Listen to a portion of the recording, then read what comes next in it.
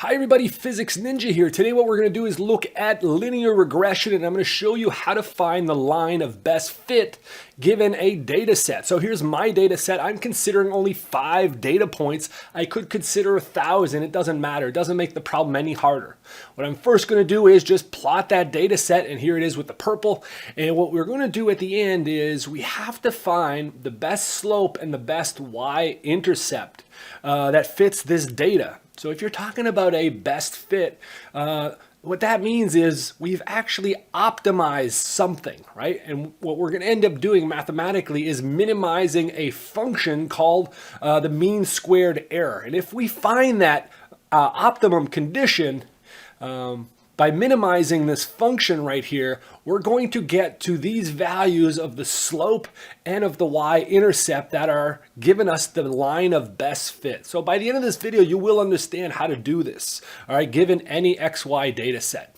All right, like with all my videos, if you like it, give it a thumbs up. Consider subscribing to my channel. It's the best way to support what I do. All right, let's get started. All right, in the first part of this video, what we're going to do is just apply the final result. And I'm giving you that the best fit, okay, the one that will minimize my error, which I'll show you how to find later. But for now, let's just apply this textbook definition here. If I want to find the optimal slope, the line of best fit, and the optimal y-intercept, the b value here, you simply have to apply these formulas.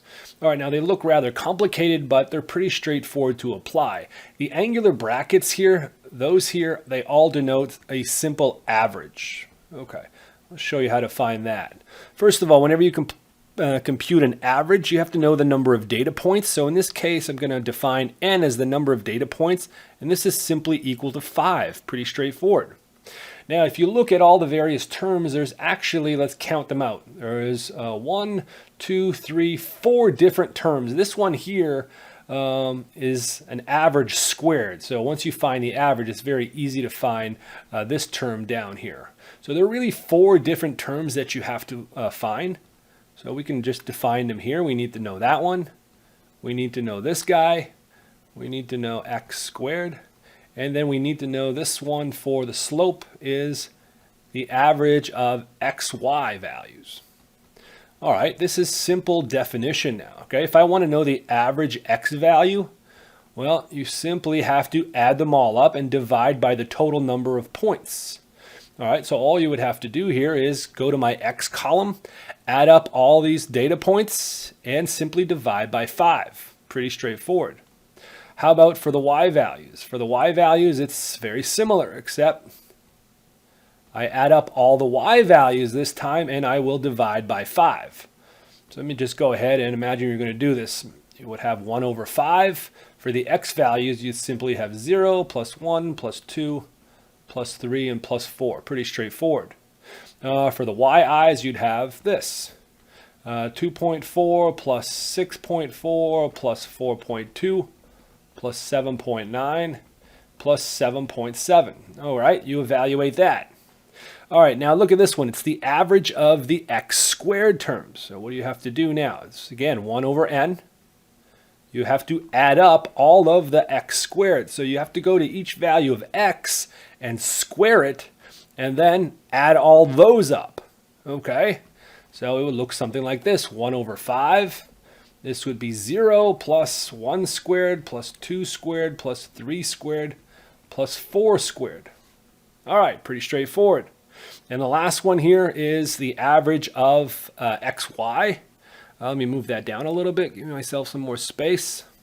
All right, so again, just applying our definition for the average. Now what you have to do for this case here is we have to multiply x and y. So it becomes like xi multiplied by yi.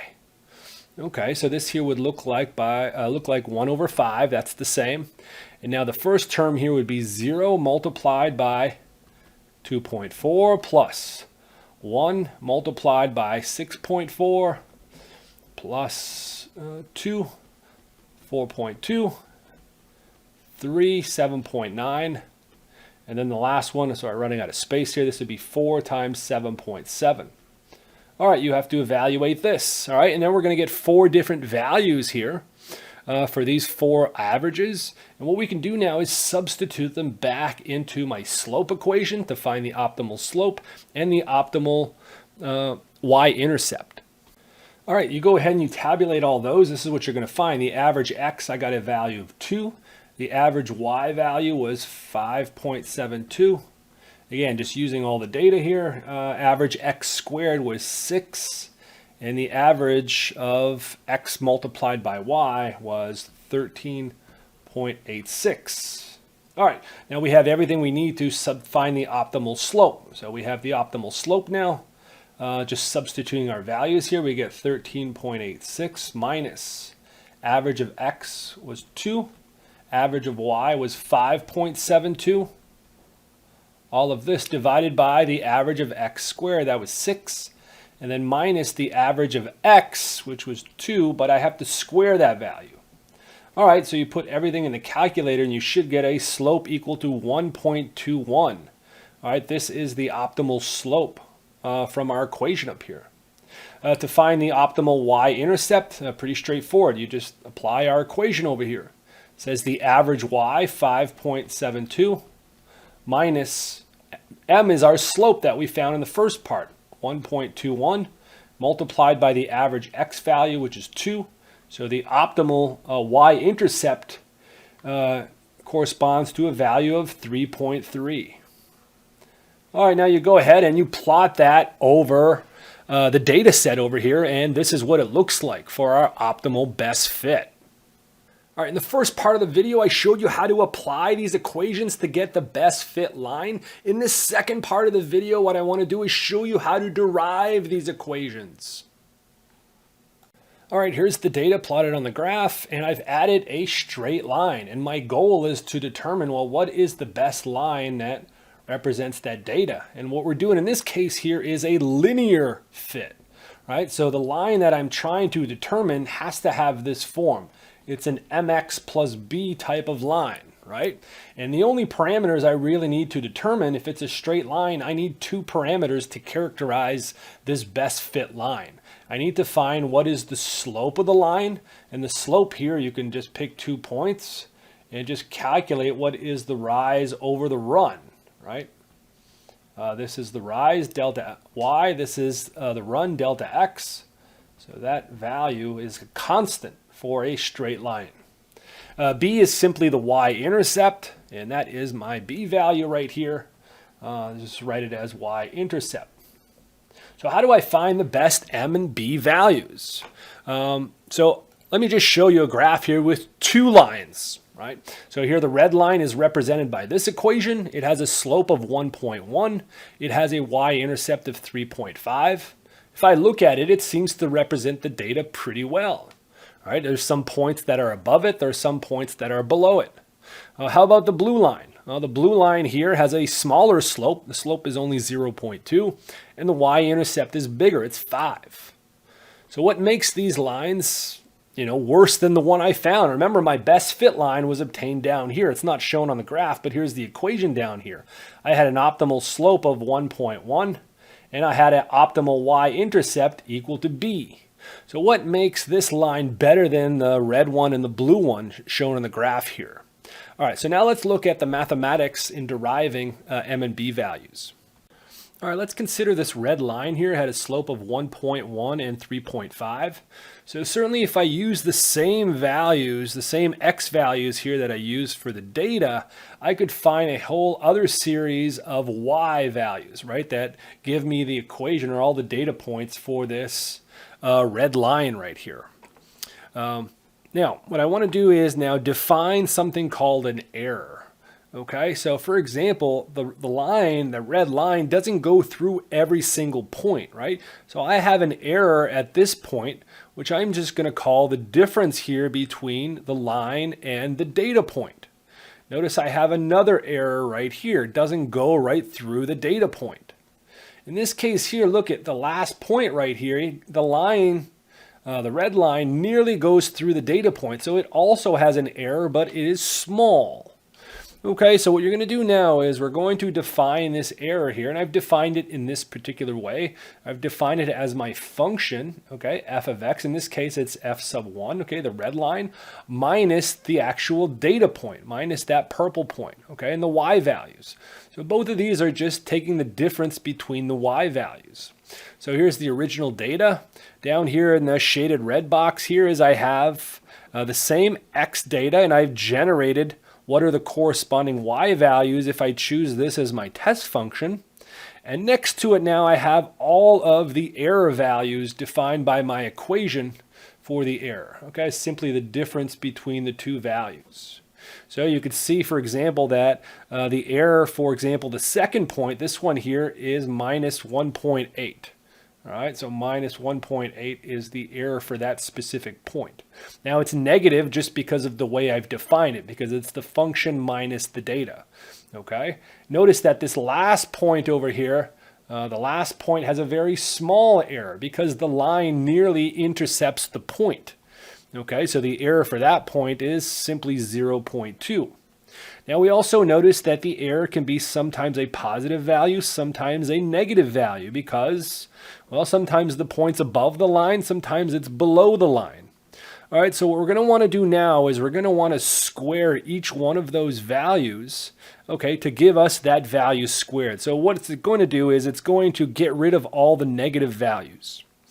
All right, I'm going to show you now some of the data for the error squared for 3 lines. The red line is the one we just discussed with a slope of 1.1 and 3.5. Test function 2 is that previous blue line that I showed you, so it had a smaller slope. And for the best line, right, our optimal case with a slope of 1.21 and a y-intercept, I have the values. So again, we have an error column. The error column is just the difference between the function and the data point, okay? And now I've also defined the error squared. So just taking each value of the error and simply squaring it here.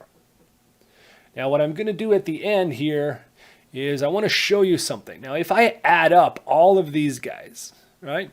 If I add them all up, I get kind of a number that represents like, well, it's error squared, but it gives me some value, some number that's related to how far the line is to each data point.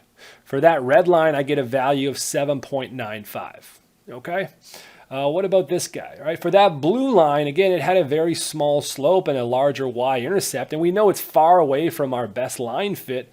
But again, if I add up all of these error squared terms, you see what I get here? I get a large value, 18.54. Our best line fit, if you have a look at it, looks like this. If I sum up all of those error squareds, look what I get, 7.827. It's a little bit smaller than this one. The first one, 7.95. These are pretty similar to each other, right? The slopes are only off by a little bit, also the y-intercept. But this value here actually represents the smallest value I could ever get for that error squared by using a straight line fit. So let me show you those 3 lines now plotted against the data. The green line is the best fit. The red line had that smaller slope of 1.1, and the blue line had that really bad slope of 0.2. Right? Again, you could see that the blue line is actually going to represent the best fit to that data, and at the end, it's going to be a best fit because it's going to be giving us the smallest value of this error squared. All right, so again, we have an error, which we can define at any x value that we have. And that error is simply going to be the difference between the function at that specific value minus the data at that specific value of x. Now we have a whole series of x values. In this case, we have 5 different ones. And again, we said that this error can be positive or negative. So what we want to really do here is we really want to square each of these terms. All right, so we have that function squared. And how do I consider all of them? Well, you can consider all of them now by adding them all up, right? For each value, we could simply add up the squared of the error at that specific point. Okay, and even better, instead of just adding them up, what I could do is just average them. If I have 5 data points, I could just average the error squared at each point. All right, this is something I'm going to call the mean squared error. So let's just call that mean squared error.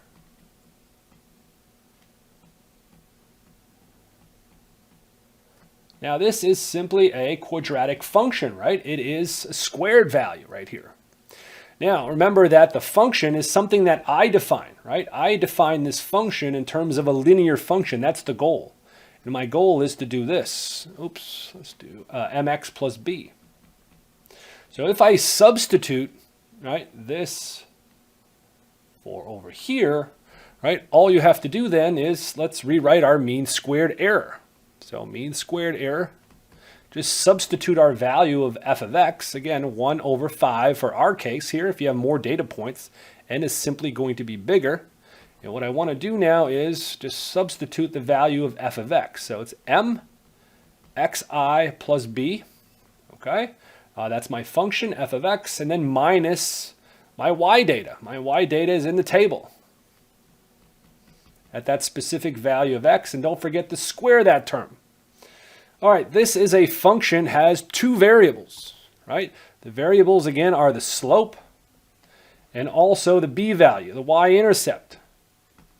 Now, my goal here in all of this is going to be what, right? What we want to do is we want to find the minimum value. What is going to be the values of the slope and the value of the y-intercept that minimize this function. So if you want to minimize the mean squared error with respect to two variables, right, with respect to m and b, right, you want to change those in such a way that you find which values are going to make this value as small as possible. Mathematically, what that means is you want to differentiate the mean squared error with respect to those parameters. And you want to set that equal to 0. Now we have two parameters, so you want to differentiate with the mean squared error, not only with respect to the slope, but also with respect to that parameter b, and set both of those equal to 0. All right, this is going to give us two equations, one here and the other one for the second, or the derivative with respect to that y-intercept. All right, so let's go on the next page now and evaluate the derivative of that. This is easy. It's only a quadratic function in terms of those variables. So finding this derivative is not too complicated for the linear case. All right, so we can differentiate this first with respect to m in order to find our first equation. Okay, so if you do that here, what you're going to end up getting here is 1 over n. Okay, again, you have to sum over all the values. The sum is still there. Now you differentiate a quadratic, what you end up getting is 2 multiplied by everything, the whole parentheses.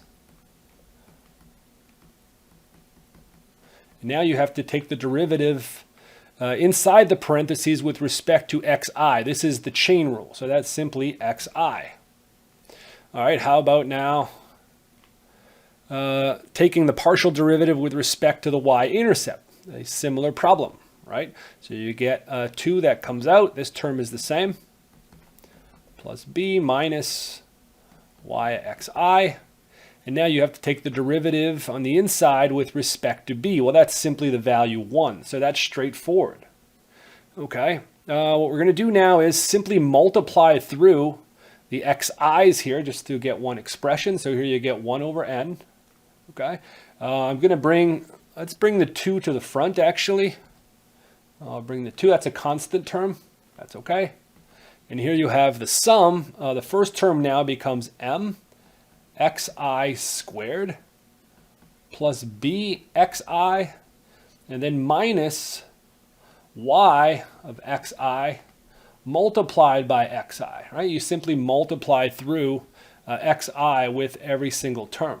Now this looks complicated, but we'll simplify it in just a minute. All right, and our second equation down here, again, bring the 2 to the front. The summation sometimes scares people, but don't worry about it. Oh, and the next one's easy because it's just 1 multiplied through, so that's just the same term. So it's mxi plus b, and minus the data, all right, the y values of the data. All right, so we have two equations now. Now, if you want to minimize, right, our goal was to minimize what? Our mean squared error with respect to those two parameters. So So what does that mean? When you want to minimize something, you have to set that first derivative to what? You have to set it to 0, okay? And you have to set the other derivative also with respect to 0 if we're looking for a minimum value. Well, that was with respect to b. All right, so that's what we're going to do now. We're going to set both of these equations to 0, and then we're going to perform some mathematical steps in order to find, again, don't forget, the goal at the end is simply to find two parameters. All right, so let's set these equations to 0, and we're eventually going to write things in matrix form and then solve a linear system. All right, so the first thing I have to do now to find the minimum, what I want to do is set both of these equations, set them equal to 0. Okay, that's kind of be my condition to minimize that function. Now, I could start simplifying things. First of all, there's a constant in the front, which is 2 over n. If it's equal to 0, that constant doesn't matter.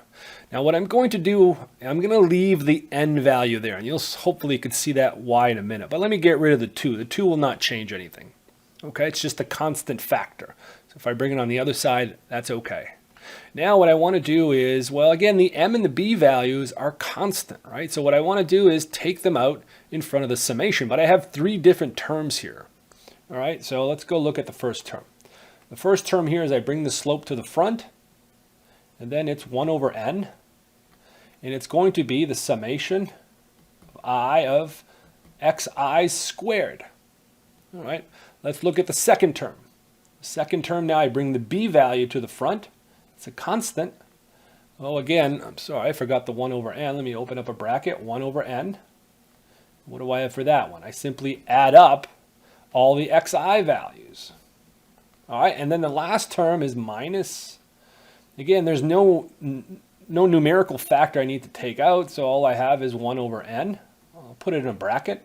Here I'm going to sum, again, it's the y values multiplied by the x values. I'm just going to, well, let me just write it like this, x times y sub I, right? Where y sub I is really the value of y at that specific value of x, just to clean up the notation a little bit. And all of this, these 3 terms, they have to sum to equal to 0. All right, how about the next term down here at the bottom? Again, it's going to look similar. I have m, here I have 1 over n, summation over all the data points, and again, it's only xi. What about the next one? I have b, 1 over n.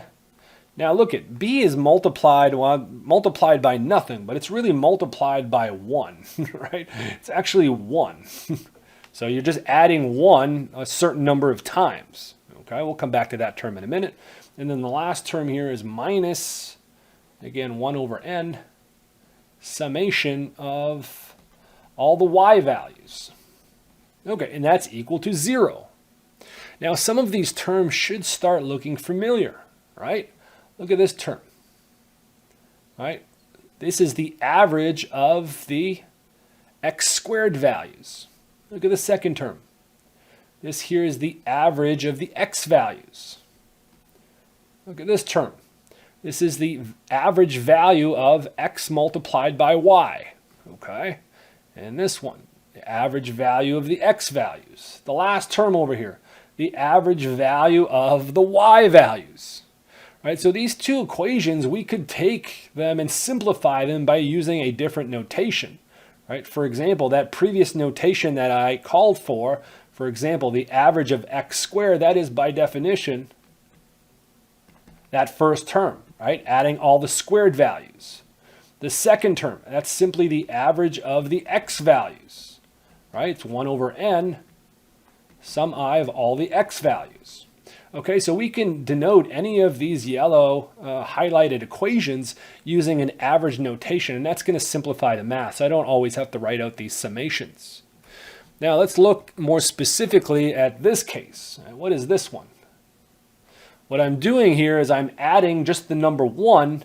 I'm adding it together how many times? Well, this sum goes over all the data points. So it's actually, this term right here is nothing more than 1. Because if you add the number 1, if I add it n times, I'm simply going to get the value n. And n divided by n will give me 1. Okay, so this guy's also simplified because it's simply equal to 1. All right, let's go on the next page now and try to write this more compactly, and then we'll see how we can write this in matrix form and solve for the m and b values. All right, so here's equation 1 now using our average notation. So we get m multiplied by the average value of x squared, okay, plus b multiplied by the average value of x, okay, and now what else? Minus, well, simply the average value of x multiplied by y, and that there has to be equal to 0 if we're finding a minimum. The second equation now becomes this. So you have m multiplied by the average value of x. What else? Plus b, that's simply multiplied by 1, so I don't have to write anything. And then minus the average value of y, and that there is equal to 0. All right, so what you have here are two equations and two unknowns. All you have to do now is solve both of these equations in order to get m and b values. And those are going to be the values that minimize our mean squared error up here. All right, so we have two equations here equal to 0. What you can see from equation 2 right away is if I find the b value, well, b is going to be equal to what? Well, I'll bring the y on the other side. Okay, and then what? B value minus m and the average of x. Okay, this is exactly the equation I used in the first part when we applied that equation to find the optimal b value. So that's great. Now what you could do is then substitute this b value in equation 1 and then solve for m. Okay, that's certainly one way of doing it. Okay, the other way I'm going to do it is to write it in matrix form. All right, if you write these equations, both of them in matrix form, what we'll do is we'll send both of these negative terms to the other side in order to turn them to positive values. So let's get rid of the 0 here. And if I bring them to the other side, I'm going to get, it's going to be equal to positive values here. Now you can write this in matrix form. It's a 2 by 2 matrix. The vector is m and b. Those are the two values I'm looking for. And then the right-hand side are simply these terms, right? The average of x multiplied by y values. And here is just the average of the y values. The 2 by 2 matrix has components that look like this. Average of x, and, oops, not b, sorry, just the number 1. All right, the goal now is simply to find, so if you call this matrix A, what we want to do is simply find the inverse of that. Yeah, so the inverse you can write as a to the minus 1. It's 1 divided by the determinant of the matrix A, okay, the absolute value of that, and multiplied by another 2 by 2 matrix. All you have to do here is just swap the main diagonal elements. So this is a formula you can look up for the inverse of a 2 by 2 matrix if you don't remember it, and you have to just switch the sign of the diagonal components. Okay, that's pretty straightforward. All right, let's go on the next page and perform the matrix multiplication in order to determine what m and b values are. All right, so this equation then is simply a, the vector m and b, and then multiplied by another vector, right? In order to solve this, what you end up doing is you multiply by the inverse on both sides. So what does this become? MB. This here becomes the inverse multiplied by, again, this vector here, x, y, and y. This first term, this is nothing more than the identity matrix. It's basically the equivalent of 1, but for a 2 by 2 matrix. So you can just eliminate that. So then that means at the end that our vector MB can be obtained by evaluating this matrix multiplied by this vector.